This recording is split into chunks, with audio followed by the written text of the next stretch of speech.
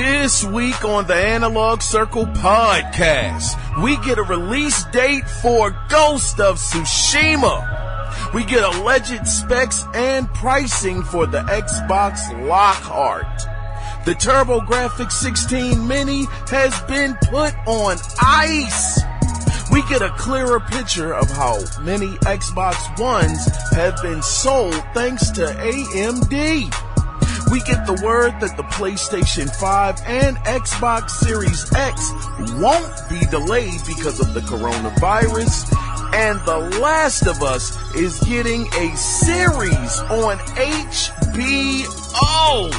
All of these stories and just a few more in episode 118. I want to welcome each and every one of you guys to this episode. I tell you, I do apologize for the episode coming out late, but life, ladies and gentlemen, it does get in the way at times. But anyway, nobody likes to hear excuses, and we're gonna move forward past that. But moving on, I want to let you guys know this has been one heck of a week. Good grief, a lot of greatness has happened on the PlayStation side, and we are definitely gonna talk about it. But before we get into that news, I want to let you guys know that if you want to be a part of the podcast, that's right, if you want to let your voice be heard, you can do that two different ways. You can either call in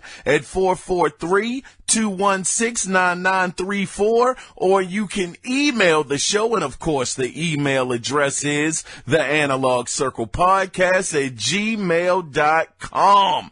Now guys, I got to tell you, I want to jump right into the feedback section because I don't want to hold you guys any more than I have to, because lately over the last 2-3 weeks, God dog brothers, I've been real long-winded. So this week I'm gonna work on getting the show down to that hour. We're gonna go for it again this week, but without further ado, I want to officially get into the feedback section. So let me go ahead and get my feedback notes up here for a second. Yeah, there we go. All right, so this week in the feedback section, we have three gentlemen that have written in, and these brothers have written in for quite some time. And first up at bat, without a shadow of a doubt, is Mr. Free Fly Ferret. Oh man, it's always good to hear from this brother. Now his email is entitled Goodie Bag. Now he says, my brother, what feature of the new consoles are you most looking forward to? I'm a graphics guy, so those 4K 120 frames per second and ray-traced visuals have me excited. Keep up the good work and stay safe on those rides.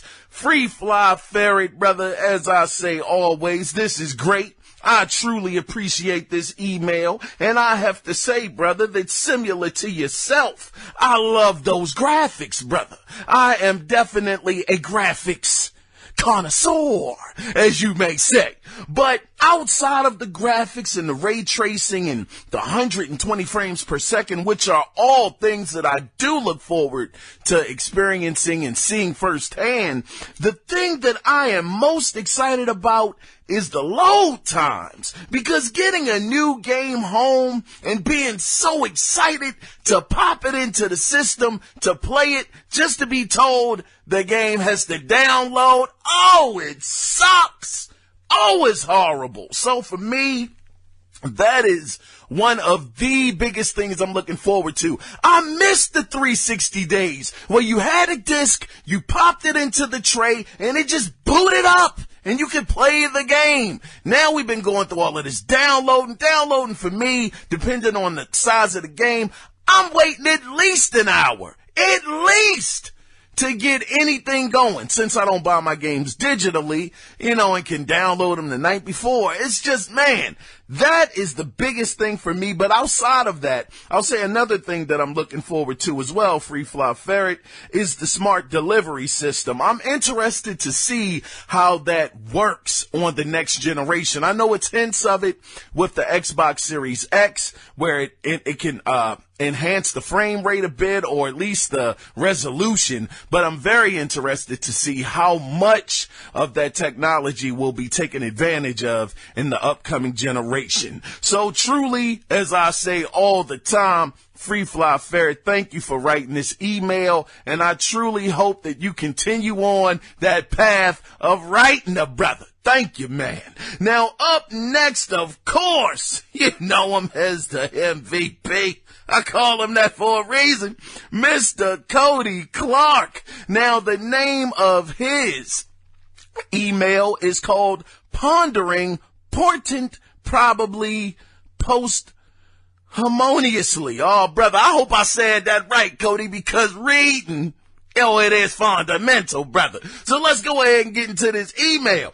He says, hey, K, I'm not sure that Xbox or Sony or even Nintendo will ever really affect PC game sales. I think the biggest thing is going to be what formats become commonplace for playing games. How many times do I see kids just using their phones, TikToking or whatever? I've heard tons of stories about kids getting all but bribed by their teachers to pay attention and put their phones down and ask to stop playing Fortnite just to be students.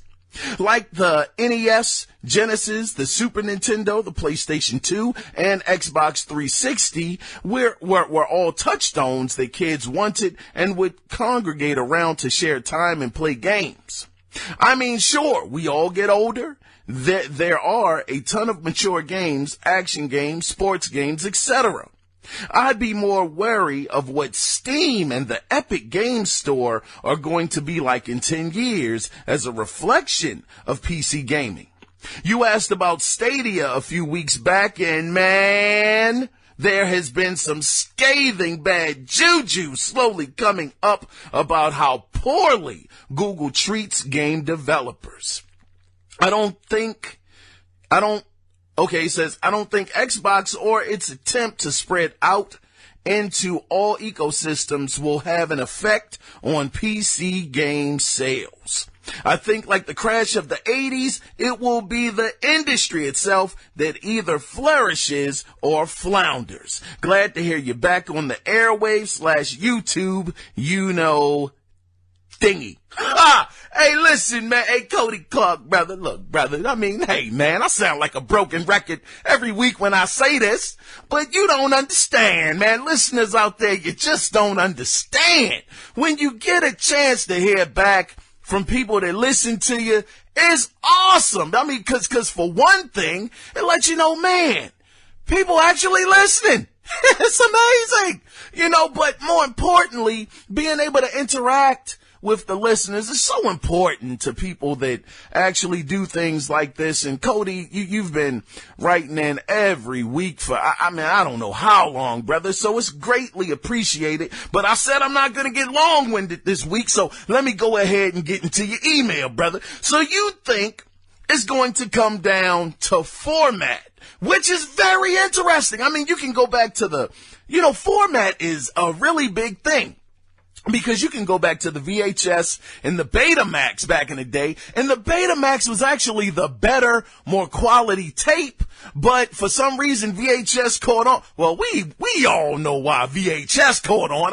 Let's just keep it PG and say it has something to do with the adult industry. That's all we got to say. But because of that, one format flourished and one format was actually pushed to the side. And that actually makes me wonder, could this mean that XCOM cloud could be a bigger factor, especially, going with your email, Cody, where you were talking about, these younger kids, the younger demographic, they're constantly on their phones. They're always playing Fortnite, and teachers are having to say, come on, man, I give you a doggone Skittle if you just sit in your chair and relax and let me teach you something.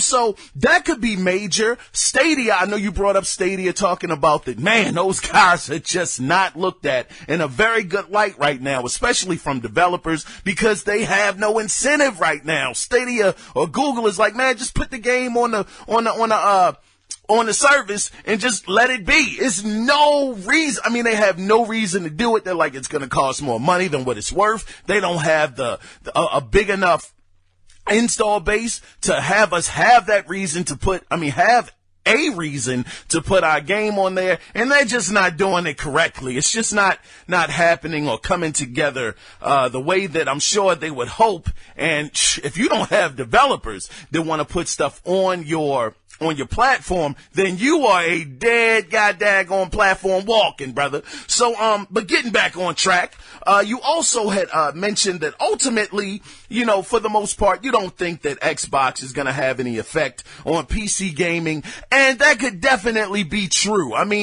It's well, I don't want to get into that feedback part yet, but I can definitely see what you mean, Cody.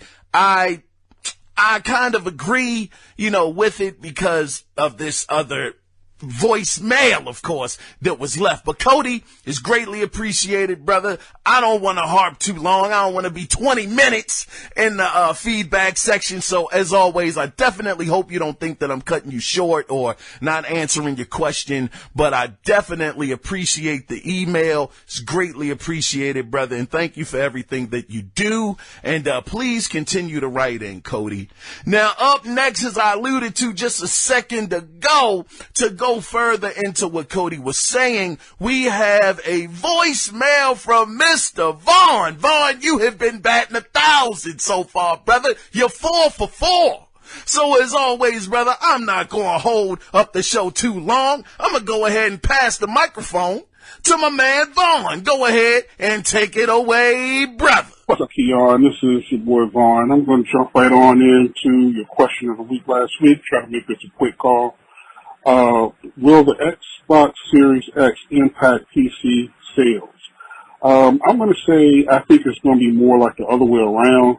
I think PC is going to impact Xbox Series X sales, just simply for the fact that the Xbox is going to be, well, we think it's going to be powerful or as powerful in the beginning, but you got to remember, 6 months to a year later, I believe PC, you'll be able to go in, if you're in line to get a PC and you're willing to pay that extra fee, or price tag, you're getting flexibility. So you'll be able to go in and I think update that Xbox, those components of your PC to make it just as powerful or more powerful once again than the Xbox. So whatever advantage they have, you're going to be stuck with that through that generation until they come up with the next upgrade. Moving on, been playing that Final Fantasy remake. I know you've been on that. Fantastic. This has been Final Fantasy heaven for me because I'm actually in the middle of playing Final Fantasy 15, trying to get that knocked out before Cyberpunk comes out. My Kiaun question of the week for you: do you own any VR headsets? What do you think about it? I have the PSVR, loving it. I can see why people don't like all the wires and everything. I wanted to know if you had any views on the PS5 edition of the PSVR. Anything latest that you can update us on about that would be great. Keep doing what you're doing. I'm out. Can't wait to hear the next show. Peace. My man Vaughn, I want to thank you, brother, for this voicemail. Truly means a lot. It's always great to hear from you, brother. Hearing your feedback and the questions that you have for me, I absolutely love it. So I truly thank you for this, brother. But let me jump into your email. So your email is very interesting because, Vaughn, you said that you think that the Xbox is going to be affected because ultimately you can upgrade the PC to blow the doors off of the Xbox Series X if you're willing to pay the premium price. Now, this is where I was looking at it from as far as the perspective on is how much does it cost to actually have these PCs? I mean, you get these 3080 Ti's. I mean, how much are these graphics cards going to cost? $800-900 just to get 2 or 3 or 7 frames more or a little bit more ray tracing. Whereas you can go over not just getting the Xbox Series X, but quite possibly, and I actually believe it because they did say that the PlayStation 2 has been confirmed to have RDNA 2 in it, where AMD had a conference or whatever, and they confirmed it, but they didn't confirm it. But to go out there and pay $500, maybe $600 for maybe a step or two below the performance of a possible $2,200 PC. Don't quote me on that, Vaughn. I'm just throwing out numbers, because these PCs are very expensive. But would you, even just lowballing it again, would you rather pay $1,500 or $600 for something that's just a little below where you're at with the PC? That's why I was thinking that console gaming is starting to get to the point where the PC differential, as it were, or difference, is starting to slowly close in. The consoles are slowly closing in on that. And then it's like, well, gee whiz, am I really getting the bang for my buck versus paying $500 to $600 on this side and then paying $1,500, maybe $1,800 on that side? That's all I was saying, Vaughn. But, I can understand your point. It's definitely, I've taken it in and I understand it, brother. I don't disagree and I don't agree, brother. We both on neutral ground here, but I truly thank you for it though, brother. But moving on to your question about PlayStation VR. Oh my gosh. Hey, brother,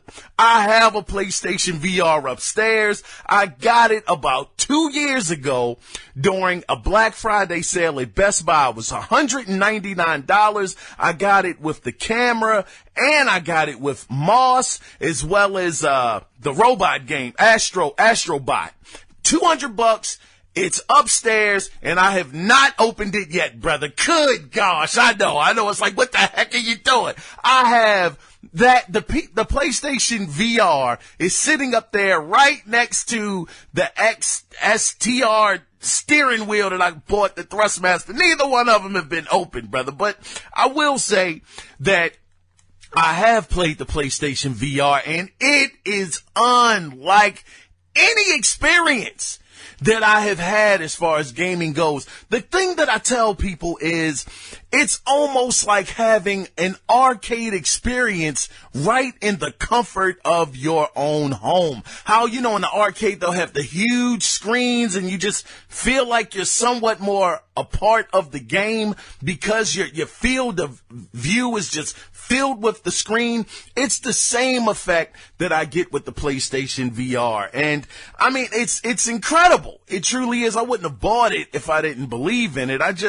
Unfortunately, I buy things and sometimes they just sit, man. I'm not a rich man, brother. I'm not. But sometimes I'm like, oh yeah, I got plans on doing that and it never happens. I have Final Fantasy 15, like you mentioned, in the wrapper. I have not opened it and I got it when it launched. I got about 15 games just sitting there I'm not doing anything with, probably a total of 35 if I count digital, but I'm going off on a tangent. God dang it. Let me bring it back in, Vaughn. Let me bring it in.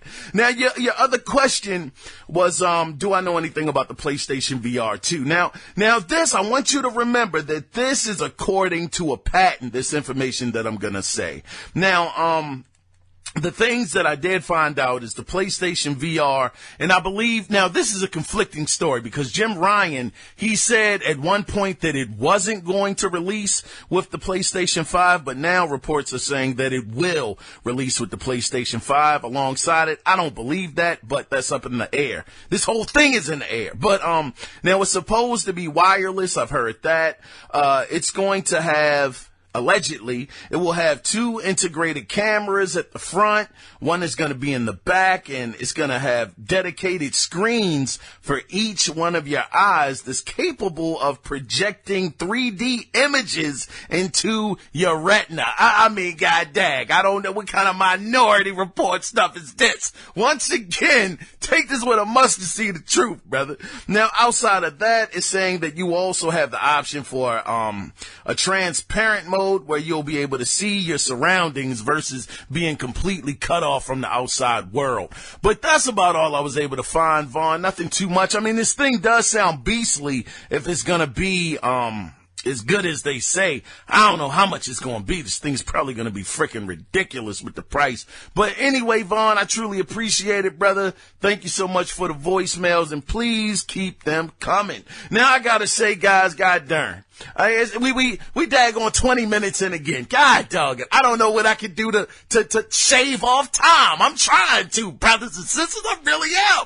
But good grief, we're at 20 minutes. So without me, keeping on just rambling and stuff, let me let you guys know what I've been playing. And I mean, I can't lie, Vaughn, he mentioned what I've been playing as well. Final Fantasy VII Remake. God dang, brothers. Oh my gosh. Oh my goodness. I had to pinch myself to make sure that I was playing the game, because back in 2005, when Square had got up on the stage and they showed off Final Fantasy, well, it was Final Fantasy VII, but they called it Final Fantasy VII Tech Demo. Oh my gosh, I couldn't believe it. I was like, look at Cloud. This looks amazing. This looks wonderful. Look at Aerith. I can never get her name right. Is it Ares or Aerith? I don't know. But I was like, oh my gosh, this is mind-blowing. This is absolutely incredible. So ever since 2005, I'm sure just like myself, millions of other people were saying, good grief, can you please make this a reality?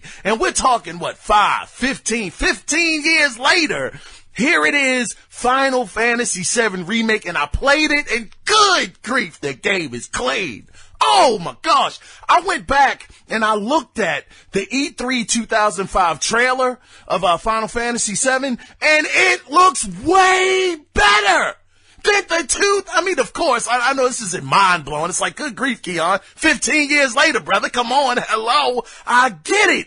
But it was just so amazing to see it back in 2005. And you know how your memories are. Sometimes things seem greater, way greater than what they were at that time. And then you look back and you see them and you're like, dang, it wasn't that great.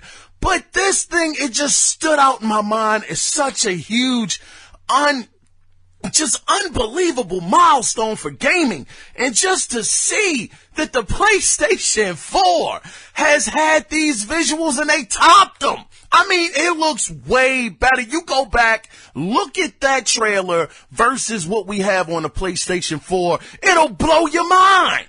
So I was just deeply entrenched, well, as much as you can be, into that give or take hour demo of Final Fantasy VII, and it has just been marvelous, man. It's been great.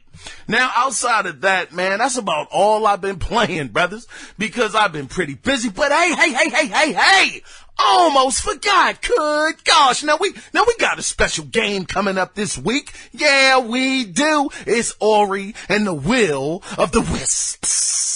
Yeah, man. And I want to let you guys know, look, I appreciate you guys so much. I haven't done this in a while. Had to wait a couple of weeks, but I have a $25 gift card here for the Xbox store, and I am giving it away right now. Here is the code, brothers. Go ahead, get your pens ready, your crayons ready, your daggone markers ready, because here is the code for $25 to put towards Ori, or in another week or so, Doom Eternal is coming out. It's up to you what you want to do with it. So here we go.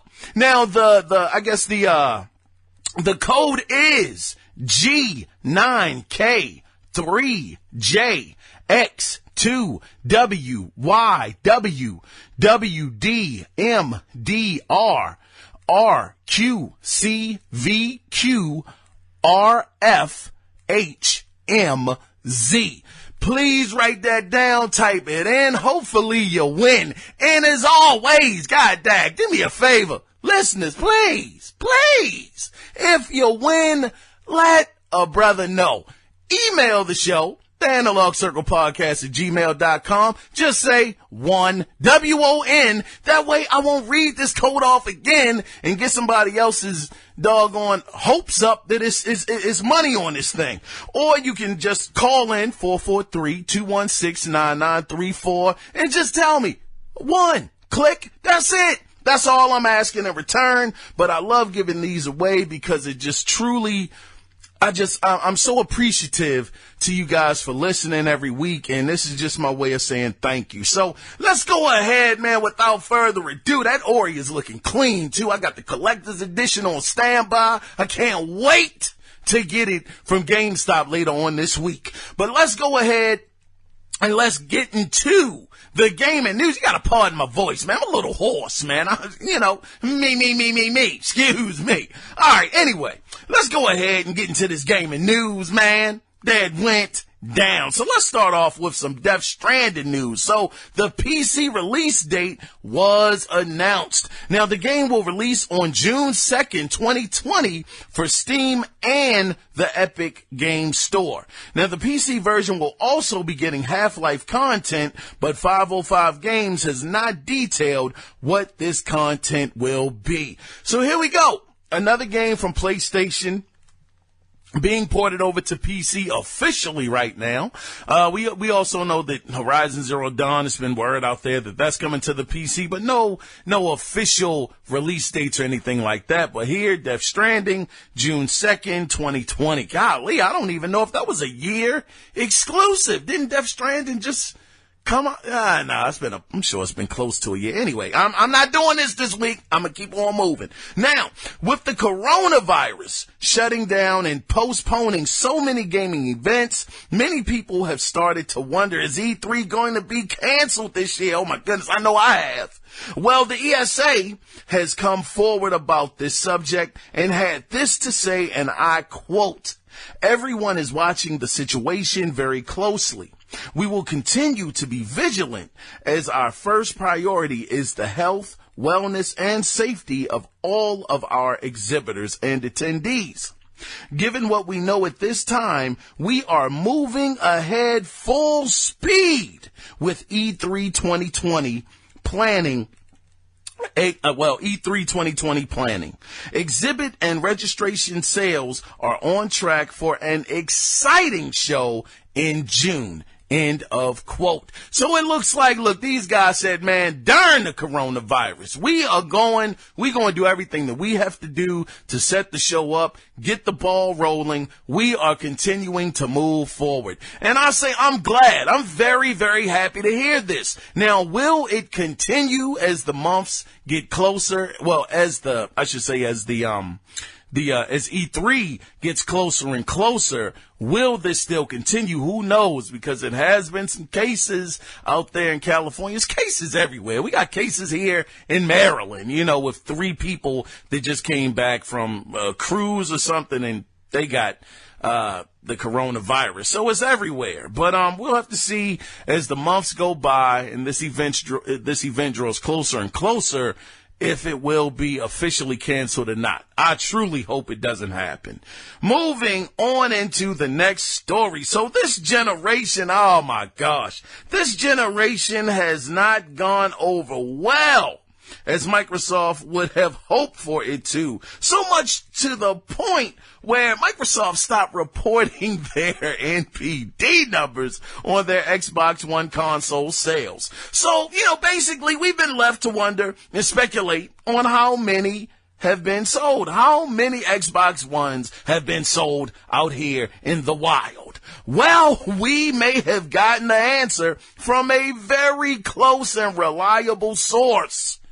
AMD. Oh, yeah. So at a recent financial briefing, AMD Chief Executive Officer Lisa Su said that AMD estimates that a combined 150 million Xbox Ones and PlayStation 4s have been shipped. Now, this has to hold some water because AMD manufactures the APU for both consoles. And these numbers are from December 31st, just as a reference point. It's not into this year, December 31st. So during that time, the PlayStation 4 had been reported, because they do report NPD numbers, they reported that they had sold 108.9 million units, which means that would mean that the Xbox One, and that, brothers, I don't want to believe this number because this just seems horrible. But it's saying, according to that math, that the Xbox One would have sold 42 million units. Yikes! Yikes! 42 million to 108 million. Oh, God dang. I tell you, we got numbers from EA. EA's numbers made me think that, shoot, they sold a little over 50 million units. That's not bad, man. That's pretty good. I mean, don't get me wrong. 42 million is not bad. It's not Wii U numbers. Let's not fool ourselves. But God, dog, 42 million to 108.9. Now, I don't know. Maybe over the holiday season, brother. Well, this is December 31st. Let's just say, January, February, March. We're about to be into the end of the first official quarter of this year. Maybe they sold a couple more, but sheesh, that number is rough, which would show, well, not show, but it would answer the question why Microsoft has been going so hard and getting all of these studios and all of these services. This is why competition is fantastic. Sony, they rightfully won this generation. They did. I am a Xbox fan through and through. I prefer the Xbox brand, but it's no way in the world I could ever take Microsoft's side on this and say they had a fantastic generation. They didn't. They absolutely did not. Anytime two of your best games that you had out this generation was a $30 game and a $20 game, aka Ori and the Blind Forest and Cuphead, it's a real problem. You can say that Quantum Break was a good game. I liked Quantum Break, had problems, but it was okay. Halo 5, that didn't really hit the mark like it was supposed to. AAA games just have not been coming to the Xbox brand outside of third party. So I have to applaud Sony and say that they deserve those numbers that they got or that they did, and that Microsoft, they deserve the numbers they got. Because it seemed like during the midway point into this generation, they just gave up. They just were like waving the white flag. We surrender. Cause nothing was coming out. You got Sea of Thieves. You got State of Decay. State of Decay. Come on, man. Jeez. You mean it? Man, look, I'm not going to do this week. I ain't going to do it. But I'm reporting the news, brothers. All right. So 42 million to 108.9 million. Sheesh. All I can do is hope that Microsoft, they get it together and they really, really bring it this year with the new Xbox One Series X. And if this doesn't prove that games are what matter the most, then I don't know what else to tell you. Sony had some of the best games I have ever played in any generation. This generation, I mean, good grief.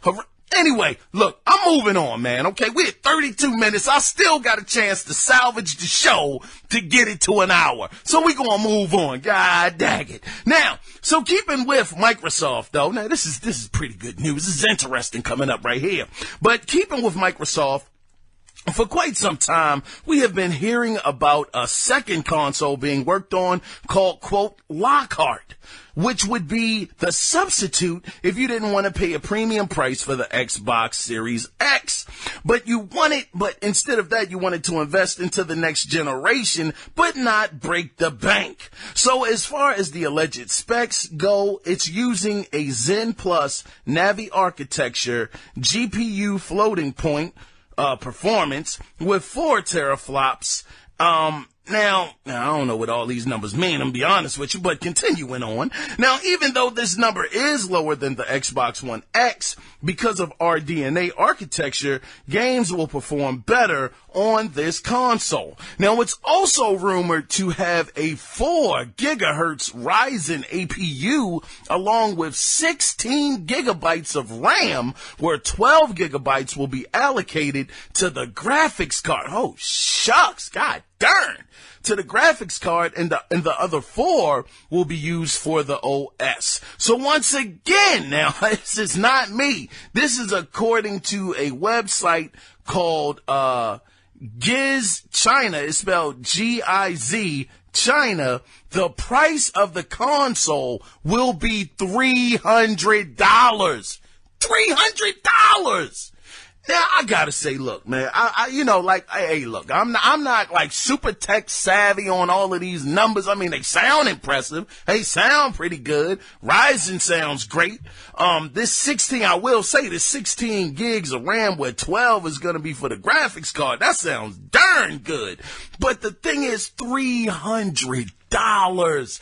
That's a really good price, man. And since, we understand that it's 4 teraflops, the Xbox One X is 6 teraflops, but because of them using this RDNA architecture, which I truly do not understand, somebody had to tell me what the heck is going on here. RDNA, I don't know if it's ray tracing or what kind of architecture it is, but they're saying that because of that, it's going to outperform the Series, not the Series X, but the X. So for $300, I think this would be a fantastic price point for somebody that wants to get into the next generation, but they don't want to pay that $500 or that $600 or maybe even $700. Some people are speculating these consoles could be $700. Whoa. That's just way too high. I'm willing to go 6. I'm willing to do that.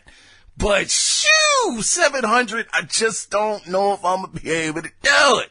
But we'll have to see. That would be a great price to definitely have your consumers be able to move over. Hopefully it'll have some of the same features. I'm not expecting for it to have everything that the Series X is going to have, like the smart delivery system and, all of the bells and whistles that console is going to have. But it would be really dope to get into for, I guess, an entry model level and then just take it from there. But anyway, moving on to the next story. So this is a quick story. Now, once again, we have to thank AMD for this news because during their financial analyst day presentation, they did put fears to rest about the PlayStation 5 and Xbox Series X being delayed because of the coronavirus. Now, they put a slide on the screen that said, and I quote, "Next generation on track," end of quote. So there we have it. And we have to believe them because, of course, both Microsoft and Sony are using AMD for the GPU architecture for the upcoming new consoles. I don't know why am I saying that right, y'all? Architecture? I have a real problem with the latter part of the word. The I got it, but the tech, that's cool. But the I don't know. Architecture? I guess that's right. I don't know, man. Somebody correct me. But anyway, this is good news. Hopefully this can truly be what it turns out to be, because we know the companies can say a lot of things. They can say, oh yeah, everything's fine. Everything's on track. We're good to go. All systems are online. And as the months go on, just like similar to this E3 situation, you don't truly know what lies down the road. Maybe the consoles are on track, but it may be very limited quantities as a result. But hopefully that's not the case. I'm truly hoping that these consoles are able to come out because I'm so excited to jump into the next generation. I've been holding on to my Xbox One thick bone this whole generation, holding steadfast, hearing about all of these fast loading times on the X, all of these great features on the X, having the frame rates go up, 4K gaming and all of this stuff. I'm ready to jump on over to the bigger and better generation. They were also saying too, man, now this is something I didn't write down, so I don't have all of the details on this, but they were saying as far as the next generation goes, that some of the TVs, we might have to upgrade our TVs to get the best resolution with these next consoles. I mean, could it be one of those things where when we got into the high definition era of gaming during the PlayStation 3 and the Xbox 360 era, when everybody had to upgrade their TVs to something pretty new because the text would be so small and you could barely see it? Could this be the next step for the next console generation? And if so, doesn't that truly say, even though we have the specs, everything looks truly next generation, I guess this could be another indicator saying that we truly are getting a real next generation console. Anytime you have to upgrade your TV to keep up with what these consoles are going to be able to do. So they were saying that, we would have to get, 4K TVs, 120 hertz refresh rate, I guess, to take advantage of the 120 frames per second, but it's very interesting. I forgot which article I read it in, but it's just type in, PlayStation 5 TV recommendations and you'll be able to find it. But anyway, moving on. Now let's talk about, because we just talked about it earlier, Vaughn and myself, talking about Final Fantasy VII remake. But let's talk about this a little bit more. I mean, like I said earlier, game is absolutely amazing. I mean, this thing looks like Advent Children, brothers. Look, I gotta say this, man. I have to say this, and I truly mean it. I feel truly privileged to have been able to have lived long enough to see graphics come so far. I'm 41 years old.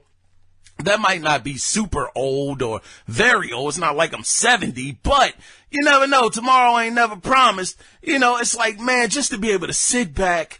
And I remember it was this one PlayStation magazine that I had. It was the PlayStation magazine. I forgot the name of it, but this was during the time when the PlayStation 3 was about to release. And on the front cover, they had one of the Ridge Racer models on the front cover. Of course, the front cover was CG, and it said that these are the graphics that the PlayStation 3 is going to be able to display in real time. And I'm like, what? So hyped up, pumped up, so naive at the time, thinking that was true, and it darn sure wasn't. Shoot, Sony had all us thinking that Killzone, that demo back at E3 2005 was real time, and we were like, man, this is so crazy, this is gonna happen, this is real. And knowing in the back of our minds, as real gamers, we're like, man, I know it's not possible, but I just want to believe that it is. But, just seeing that magazine, remembering that magazine, it was Next Generation. It wasn't even PlayStation. It was Next Generation magazine, and she was on the front cover. And just to see that now, 15, 16 plus years later, we have those graphics in real time. It's just truly a privilege to be able to witness this happening. But getting back on track, this is how I lose time. God dag it. But getting back onto the Final Fantasy VII remake, some more news about the game actually came out from co-director. Now, I'm going to hope that I don't really tear this guy's name apart. Pardon me, brother, if I do. But Naoki Hamaguchi, I think I said that right. I do recognize the Gucci in the name. I think I said that right. But Naoki Hamaguchi, who did reveal that Red 13 will be fighting alongside you, but he will not be controlled by the player, but will be, of course, an AI-controlled character. Now, the reason why this happened is because, and I want to quote Mr. Hamaguchi here. He said, we felt the point at which Red 13 joins the party and the story is very late on. So we thought, okay, if we're going to have him as a full character and try and get the player to enjoy his character development arc and growth as a character through that, it's not really enough time to do that. End of quote. So it seems like basically, Red 13 does come in, I think, right before you escape Midgar, I think. He comes in kind of late. And of course, the rumors are that the game is going to end once you get the first part. It's going to end before you right after you get out of Midgar. So, yeah, that would make sense that you wouldn't be able to play him. But who knows? Maybe in part 2 of Final Fantasy VII Remake, he will be a playable character because now you're playing a whole nother section of the game. But it does kind of suck for people that do like Red 13. Myself, I was never like a huge Red 13 fan. He was cool, I guess, but he didn't really make or break my experience with Final Fantasy VII. I was a Sid fan. I really liked the pilot Sid. He was cool as a bug. He be smoking his daggone cools and whatnot, smoking them like, Salem's or whatever the heck cigarette brand he was smoking. But it was just such a cool character. I really liked him. So I'm really looking forward to seeing him make a comeback. It's going to be great. But, good grief, if you have a PlayStation 4, God dang, man, download that demo. That demo was serious. Having Barrett being able to play as him in real time and it's not turn-based either. Oh, God dang, man, what a dream. What a dream come goddamn true for me. Man, anyway, let's move on. Red 13, he ain't gonna be playable, but he will be in the game. But, in quick news, golly, this is bad, man. It's not horrible, but it's bad. The Turbo Grafx 16 Mini, which was due to release on March 19th, and I was trying to get that.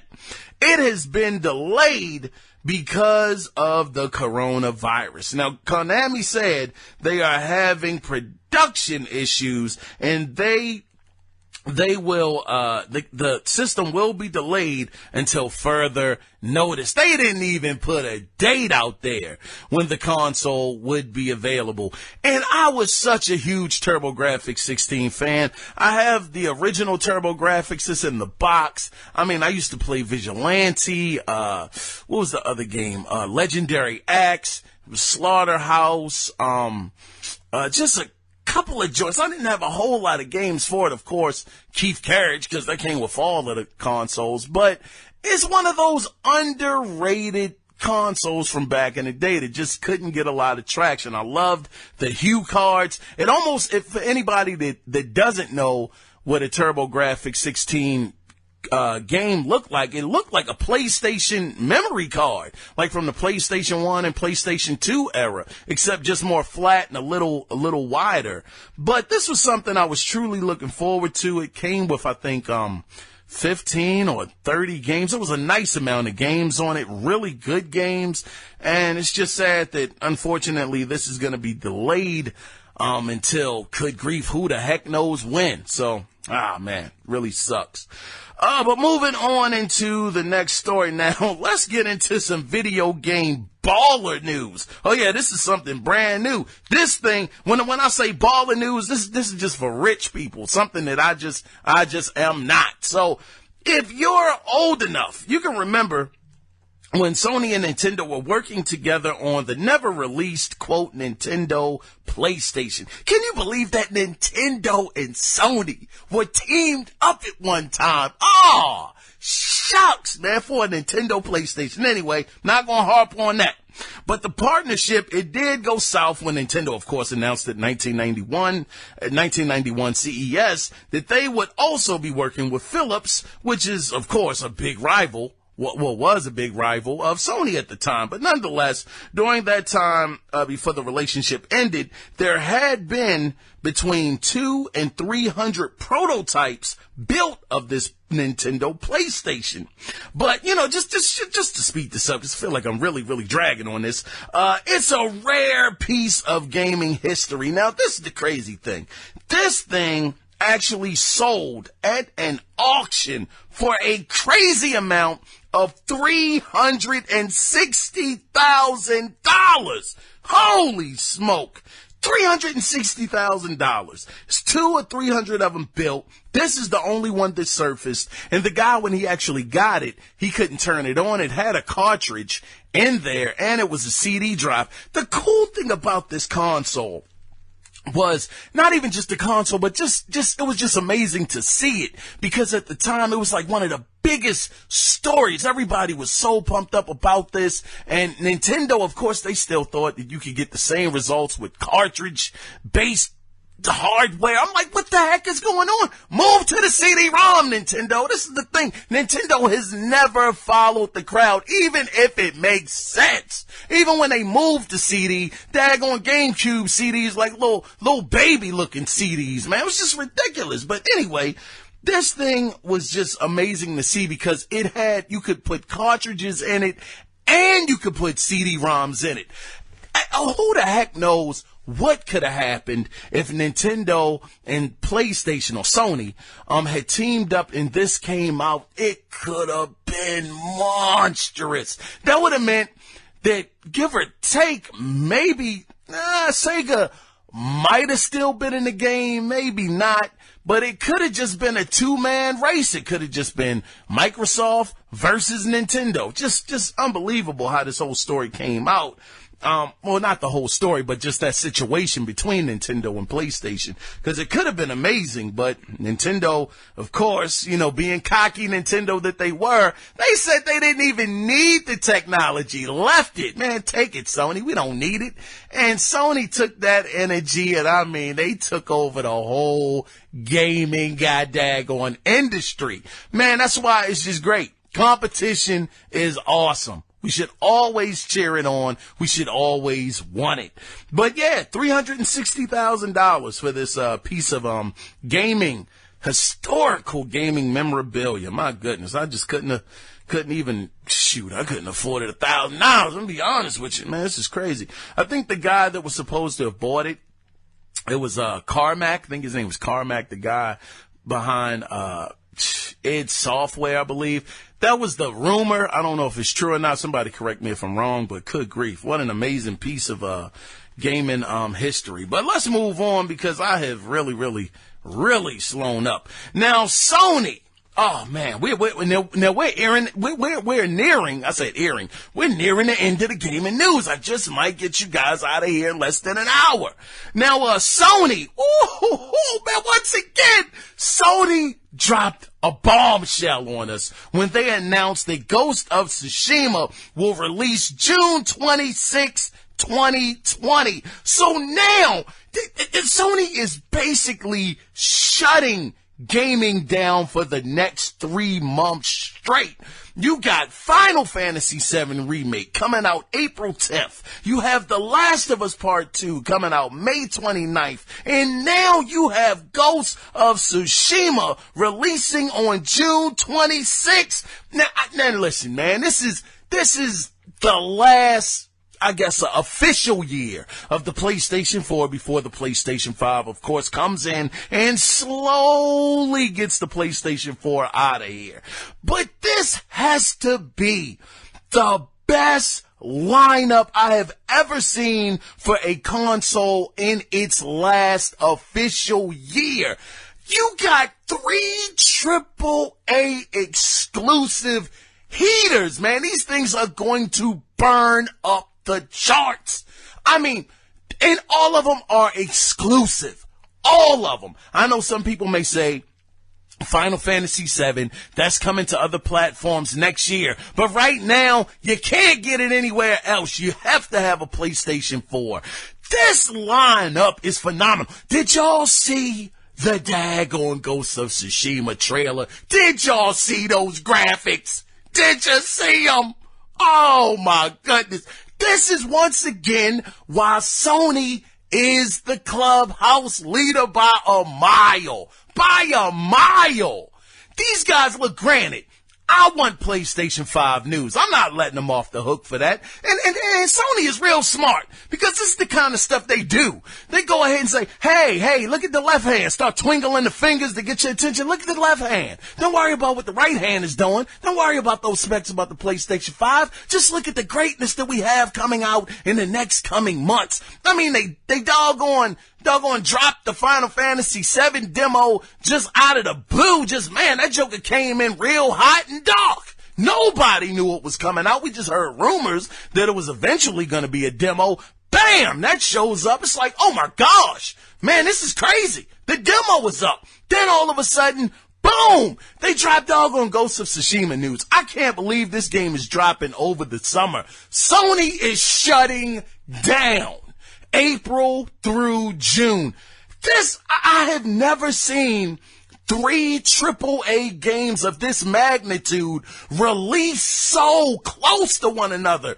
Usually, they'll kind of, try to move that stuff, a little further apart.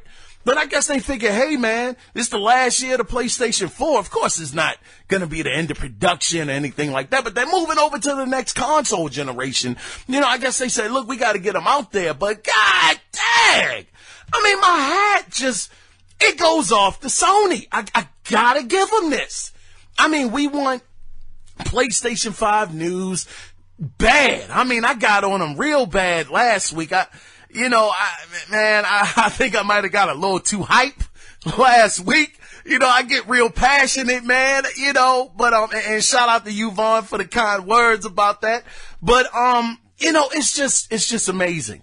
I have never seen this number or this many games in a generation, just AAA after AAA after AAA. And the amazing thing about it mostly is that they have made brand new AAAs in between some of their already established franchises. Just bravo, Sony. I mean, golly, you got it, man. Just make sure you get those specs out there sooner or later. People are saying it's going to be an April event, and now they're saying Grand Theft Auto 6 is going to be on the stage, on the reveal stage with Sony, and all kind of crazy stuff. RDNA 2 is confirmed.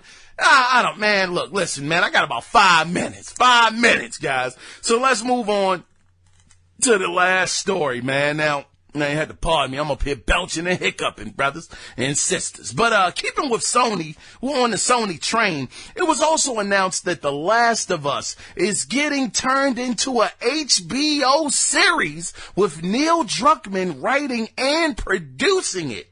Now, we also got a list of characters that will be in the series from Neil Druckmann via a tweet, and I quote, his tweet said this: "And now you have Ellie, Riley, Tess, Marlene, Maria, and a few others," end of quote. So during the tweet, Druckmann, he purposely teased and left out 4 letters in a box. He left them empty, which has some people believing that Ellie's mother, who of course has passed away, her name is Anna, could be the mysterious character that Neil Druckmann was talking about. We'll have to see, but man, I mean, Sony is good, man. I mean, they are really good at what they do. They are. They take one thing and just divert your attention to another.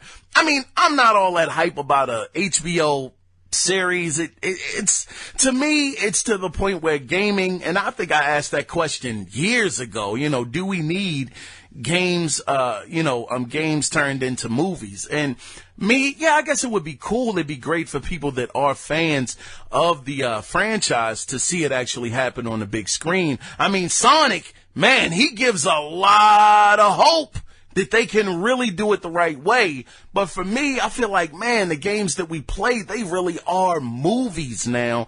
And I just don't see a need of it. But who knows? Maybe this will be something amazing. I hear The Witcher is fantastic on Netflix. Castlevania is on Netflix. I hear that's awesome. Now you have The Last of Us being picked up by HBO, which is, good grief, that's a heavyweight. A super heavyweight. So it does, if nothing else, for me being a huge gamer, loving this culture with, man, everything I have, it's just great to see that at bare minimum that these stories and these games are being picked up by Hollywood, and it seems like they're trying to do them the right way. Hopefully it does seem that way. The Witcher, I've heard, was good.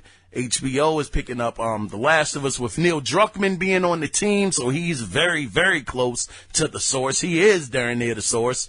And here I am rambling again. God darn, with 2 minutes. But it's gonna be great. I think it'll be awesome. But I want to go ahead. I'm gonna try to salvage this, see what I can do with it.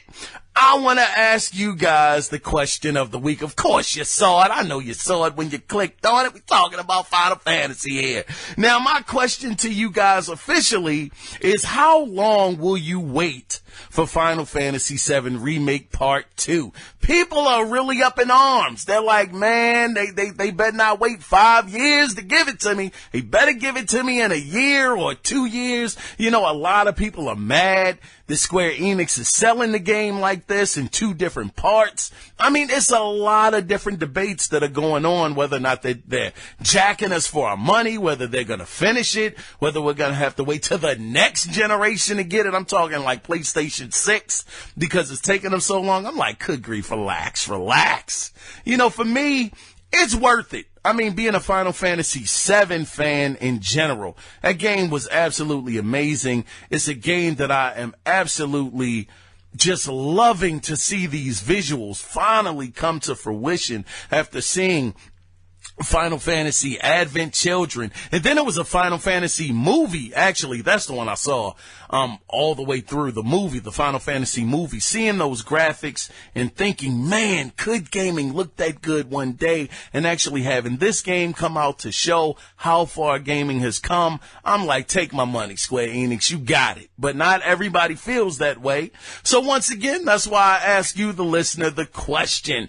As always, you can call in, or you can email the show to be a part of this section of the podcast. You can call in at 443-216-9934 and let your voice be heard. Or you can email the show, and the email address is, of course, the Analog Circle Podcast at gmail.com. Oh my goodness, we're gonna do it. I'm at an hour. I feel like Rocky when he was in the ring, and what's her name? Adrian was like, you're gonna do it, when he was fighting against the Russian. So let me not harp too long. I was your host, Kiaun Mitchell, and goddamn, got you guys out of here in an hour. But before we officially get out of here, always remember, it is not about the consoles. It is about the games. So until next week, when we do it again, you guys take care. Be safe out there. Bye-bye.